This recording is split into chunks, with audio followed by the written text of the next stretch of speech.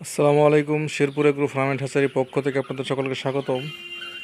আজকে আপনাদের সাথে একটি ইন্টারেস্টিং বিষয় আলোচনা করব। সেটা হচ্ছে আমরা ফার্মি মুরগিকে ফিড দিব নাকি মিক্সার খাবার দিব, কোনটার কী রকম গুণ সেটা আপনাদেরকে আজকে বলবো। আমার এখানে এখন মোট 600 পিস মুরগি আছে। এগুলো একদমই ফিডের উপর পালিত হয়েছে। আজকে বয়স হচ্ছে 37 দিন। এদের ওজন প্রায় 500 গ্রাম, মানে প্রত্যেকটা মুরগি 470-80 গ্রাম প্লাস, মোটামুটি 500 গ্রামের কাছাকাছি। দেখতে পারতেছেন সাইজগুলো মাসাল্লাহ আছে। নিয়মিত মেডিসিন এবং খাদ্য দেওয়া হয়েছে এগুলো।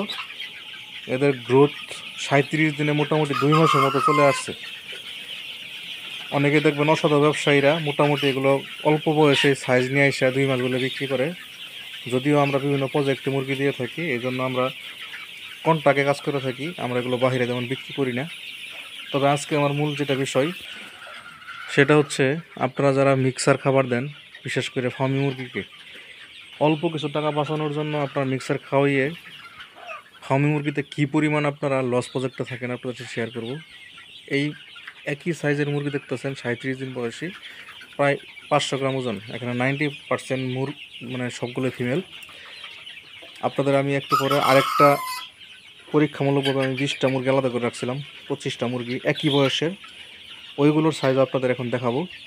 আপনারা দেখলে বুঝবেন যে ফিড খাওয়ালে মুরগি কতটুকু দ্রুত বাড়ে, আর শুধুমাত্র এদের উন্মুক্ত অবস্থা ছেড়ে পালন করলে মুরগিগুলোর কীরকম গ্রোথ নষ্ট হয় আপনাদের চলেন দেখাই।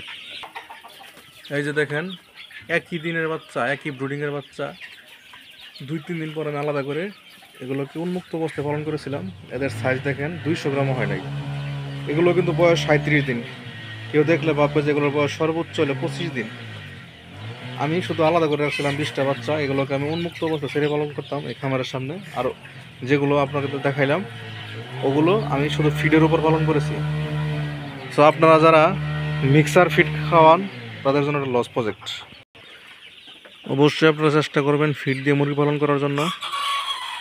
আশা করি ভালো বেনিফিট পাবেন। সকলকে ধন্যবাদ। আসসালামু আলাইকুম।